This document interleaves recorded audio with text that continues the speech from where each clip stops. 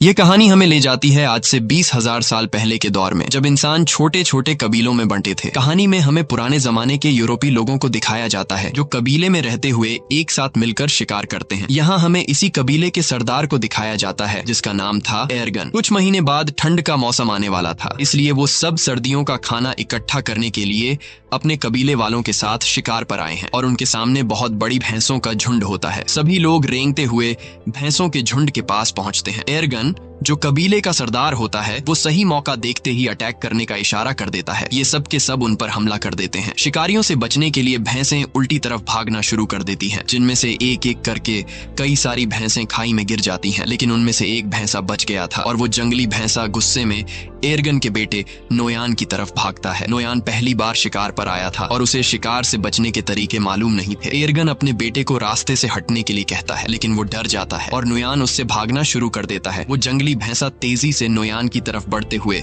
उसे अपने सींग में उठा लेता है और खाई की तरफ भागना शुरू कर देता है। एर्गन जो उस कबीले का सरदार है वो देखकर अपने बेटे को बचाने के लिए भैंसे पर भाला फेंकता है। भैंसे को भाला लग जाता है, लेकिन घायल होने के बाद भी वो नोयान को नहीं छोड़ता और नोयान को खाई से ऊपर उछाल देता है। और यहाँ से कहानी जाती है फ्लैशबैक में, यानी कि एक हफ्ता पहले, जहाँ पर हम देखते हैं कि कबीले के लोग शिकार की तैयारी कर रहे हैं। वो पत्थरों से अलग अलग तरह के नुकीले हथियार बना रहे थे। ये सिर्फ तैयारी नहीं थी, बल्कि नए लोगों को शिकार में हिस्सा लेने के लिए इस तरह के पत्थर बनाने पड़ते थे। जो सबसे तेज और नुकीला हथियार बनाएगा उसे शिकार के लिए सिलेक्ट कर दिया जाएगा। इस प्रतियोगिता में एर्गन का बेटा नोयान भी पास हो जाता है। उसी रात को नोयान की माँ एर्गन से कहती है, नोयान को अपने साथ शिकार पर मत ले जाओ, वो अभी बच्चा है, मैं उससे बहुत प्यार करती हूँ और उसे खोना नहीं चाहती। एर्गन कहता है, सर्दियां आने वाली हैं और साल के इस वक्त में सभी शिकार करने के लिए जाते हैं। अगर हम शिकार पर नहीं गए तो हम सर्दियों में भूख से मर जाएंगे और नोयान को खुद को साबित करना होगा कि वो मेरा बेटा है। अगली सुबह सभी कबीले वाले शिकार के लिए निकल रहे होते हैं, लेकिन नोयान की माँ नोयान के लिए बेचैन हो रही थी कि कहीं मेरे बेटे को कुछ हो ना जाए। लेकिन एर्गन उसे तसल्ली देता है, तुम परेशान मत हो, नोयान को कुछ नहीं होगा। और वे सब शिकार पर निकल जाते हैं। थोड़ी दूर आगे जाने के बाद यहाँ पर एक दूसरा कबीला भी आता है जो उन्हीं की तरह शिकार करने के लिए निकला है ताकि सर्दियों के लिए खाना इकट्ठा कर सके। बहुत लंबा सफर तय करने के बाद वो सब एक पत्थर के ढांचे तक पहुंचते हैं जो कभी उनके पूर्वजों ने बनाया था। ये सफर बहुत खतरनाक होता है। इस सफर में उनके कई पूर्वजों ने अपनी जान गंवाई है, इसीलिए उन्होंने पूर्वजों की याद में यह पत्थर का ढांचा बनाया होता है। आगे चलने के बाद उन्हें एक जंगली सूअर दिखता है जिसे वो भाले से घायल कर देते हैं। एर्गन अपने बेटे नोयान से कहता है कि तुम इसे मारोगे, लेकिन नोयान ने पहले कभी शिकार नहीं किया था। वो इसे देखकर घबरा जाता है और नोयान उसकी जान नहीं लेता, इसलिए एर्गन उसके हाथ से पत्थर का खंजर छीनकर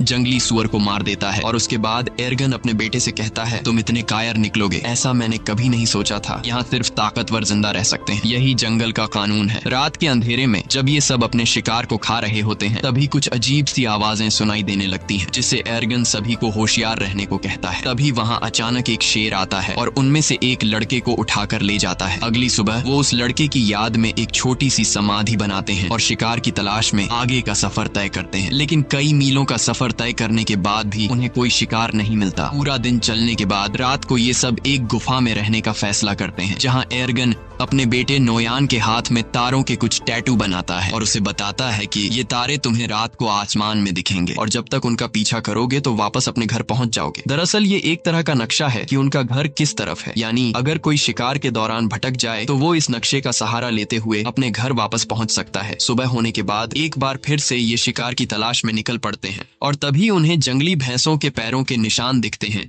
जिसे देखकर सब खुश हो जाते हैं। अब ये जंगली भैंसों का शिकार करना शुरू करते हैं और यहाँ वो सीन आता है जब एक जंगली भैंसे ने नोयान को पहाड़ी से उछाल दिया था। कहानी वापस प्रेजेंट में आती है, जहाँ दिखाया जाता है कि जब नोयान को चट्टान से उछाला गया तो वो नीचे जा गिरा, लेकिन वो चट्टानों के बीच एक पत्थर को पकड़कर लटक जाता है। एर्गन जल्दी से वहां पहुंच जाता है और अपने बेटे से कहता है, हिम्मत मत हारना, मैं तुम्हें बचा लूंगा। लेकिन तभी वो पत्थर टूट जाता है जिसे पकड़कर नोयान लटका हुआ होता है। नोयान चट्टानों से टकराता हुआ नीचे गिरता है और चट्टानों के बीच में बने हुए एक छोटे से रास्ते में जा गिरता है। एर्गन अपने बेटे को बचाने के लिए जाना चाहता है, लेकिन उसके कबीले वाले लोग उसे रोक लेते हैं। वो कहते हैं, अब यहाँ से नीचे जाने का कोई रास्ता नहीं है। तुम्हारा बेटा अब इस दुनिया में नहीं रहा। हम तुम्हें खोना नहीं चाहते। तुम हमारे कबीले के सरदार हो। तुम्हारी जिम्मेदारी है कि तुम हम सब की हिफाजत करो और हमें वापस घर ले चलो। लेकिन एर्गन किसी की भी बात को मानने को तैयार नहीं था। वो पूरी रात उसी चट्टान के किनारे बैठकर अपने बेटे को आवाजें देता रहता है, लेकिन आखिरकार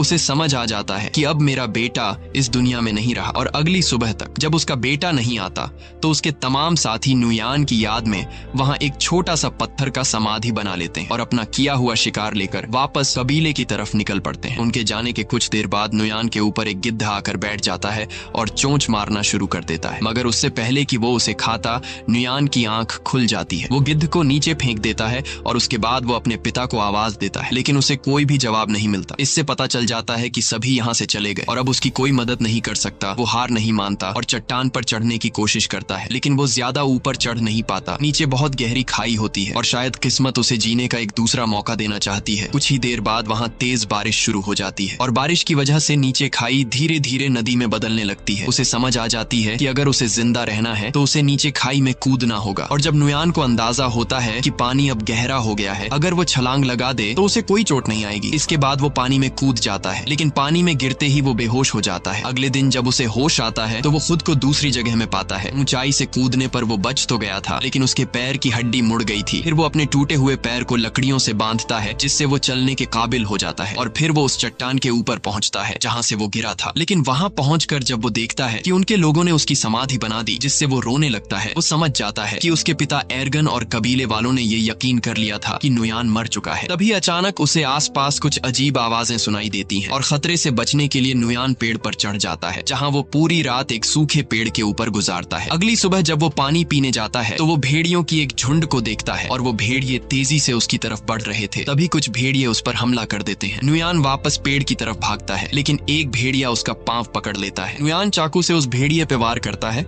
जिससे वो भेड़िया जख्मी होकर नीचे गिर जाता है और नुयान जल्दी से पेड़ पर चढ़ जाता है। सारी रात भेड़िए नीचे उसका इंतजार करते हैं, लेकिन जब सुबह होती है तो सब भेड़िए जा चुके होते हैं। सिर्फ वही जख्मी भेड़िया वहां पर मौजूद होता है जिसे कल उसने चाकू से मारा था। नुयान सबसे पहले अपने चाकू से अपने लिए एक भाला बनाता है और भेड़िए को मारने जाता है, लेकिन जख्मी भेड़िए को मारते वक्त उसे रहम आ जाता है और वो उसे मारने का इरादा बदल देता है। इसके बाद वो पहले उसके मुंह को पट्टी से बांध लेता है और फिर उसे उठाकर उस गुफा में ले जाता है जहां वो अपने कबीले के साथ एक रात ठहरा था। अगली सुबह उठकर वह जड़ी बूटी ढूंढने निकल पड़ता है और फिर उन जड़ी बूटियों को पीस कर अपने पैर पर लगाता है। इसी बीच जब वह पानी पी रहा होता है तो वह देखता है कि भेड़िया अपने मुंह पर बंधी रस्सी को खोल चुका है।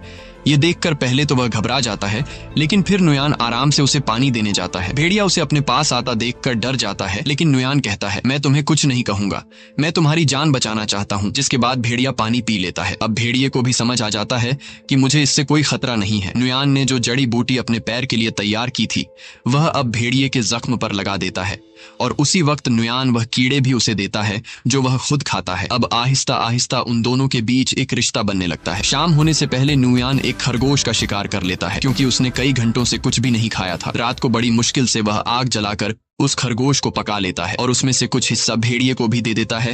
ये दोनों बुरी तरह से घायल होते हैं, इसीलिए कुछ दिनों तक उसी गुफा में रहते हैं। एक रात नुयान अपने हाथ के टैटूज को देखता है जो उसके पिता एर्गन ने बनाए थे और उन सितारों को आसमान में देखता है। वह कहता है, मुझे घर जाना होगा अपने माँ बाप से मिलने। और नुयान भेड़िए से कहता है कि तुम्हें भी अपने झुंड की तरफ लौटना चाहिए। अगली सुबह वह सफर के लिए तैयार हो जाता है। वह भेड़िए से कहता है, तुम भी अपने घर चले जाओ उससे पहले कि बर्फ पड़ने लगे, और वह वहां से निकल पड़ता है। लेकिन वह देखता है कि भेड़िया, जिसका नाम उसने अल्फा रखा है, वह उसके पीछे पीछे चलता आ रहा है। काफी दूर जाने के बाद भी वह भेड़िया उसका पीछा करता है। नुयान कई बार अल्फा को भगाने की कोशिश करता है, लेकिन वह पीछा नहीं छोड़ता। असल में भेड़िए को नुयान के साथ लगाव हो चुका था, क्योंकि नुयान ने उसकी जान बचाई। उसी वक्त अल्फा एक सुअर देखता है। वह उसका शिकार करने की कोशिश करता है, लेकिन कामयाब नहीं होता। नुयान समझ जाता है कि भेड़िया भूखा है। उसे वह खाना दे देता है जो खुद के लिए जमा किया था। ये पहली बार था कि अल्फा ने नुयान के हाथों से खाना खाया। अब ये दोनों दोस्त बन चुके हैं। उसके बाद अल्फा एक खरगोश का शिकार करता है जो ये दोनों मिलकर खाते हैं और रात को एक साथ सो जाते हैं। अगली सुबह अल्फा नुयान का मुंह चाट कर उसे जगाता है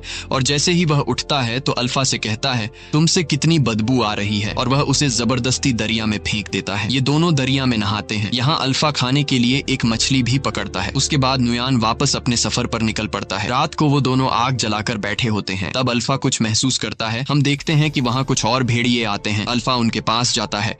दरअसल यह अल्फा का परिवार है। नुयान समझ जाता है। वह उसे कहता है कि तुम्हें अपने परिवार के साथ जाना चाहिए और भेड़िया उनके साथ चला जाता है। अगली सुबह नुयान फिर अपने सफर पर निकल पड़ता है।